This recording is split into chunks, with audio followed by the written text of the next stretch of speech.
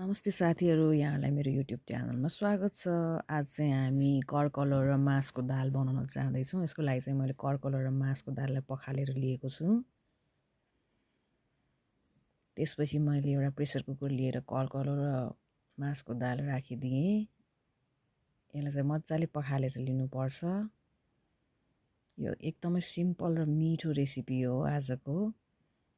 अब यसमा मैले थोरै पानी एड गरेर यसमा नुन, बेसार, जिराको धुलो, खुर्सानीको धुलो हालेँ। खुर्सानीको धुलो चाहिँ एकदमै अप्सनल हो, हजुरहरूलाई मनपर्छ भए मात्र हाल्नु होला, नत्र नहाल्नु भए पनि हुन्छ।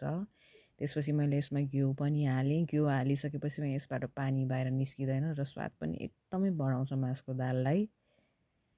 र मैले अदुवा थिचेर राखेको अदुवा पनि राखेँ। मलाई लसुनको पेस्ट चाहिँ मन पर्दैन दालमा, त्यही भएर मैले अदुवाको पेस्ट मात्र हालेँ। त्यसपछि मैले यसलाई 8-10 सिटी आउनलाई छोडिदिएँ, नत्र यो पाक्दैन। अब यो मजाले सिटी आइसकेपछि पाक्यो। अब हेरौँ है कस्तो हुन्छ यो दाल।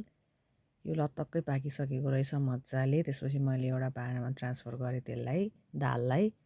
त्यसपछिबाट मैले प्यान तताएर जिरा, खुर्सानी, हिङ र काटेर राखेको लसुन फुराएँ तेलमा। यसरी जान्दाखेरि चाहिँ दाल एकदमै मिठो हुन्छ। मैले अब यसलाई जानेर एकछिन बोइल गर्नलाई छोडिदिएँ। त्यसपछि यो मजाले पाक्यो। हेर्नुहोस् त कस्तो राम्रो देखेको यो दाल, एकदमै मिठो भएको थियो। हजुरहरू पनि यसरी नै बनाएर खानुहोला। हेरिदिनु भएकोमा धेरै धेरै धन्यवाद। यहाँहरूको दिन शुभ रहोस्। By by.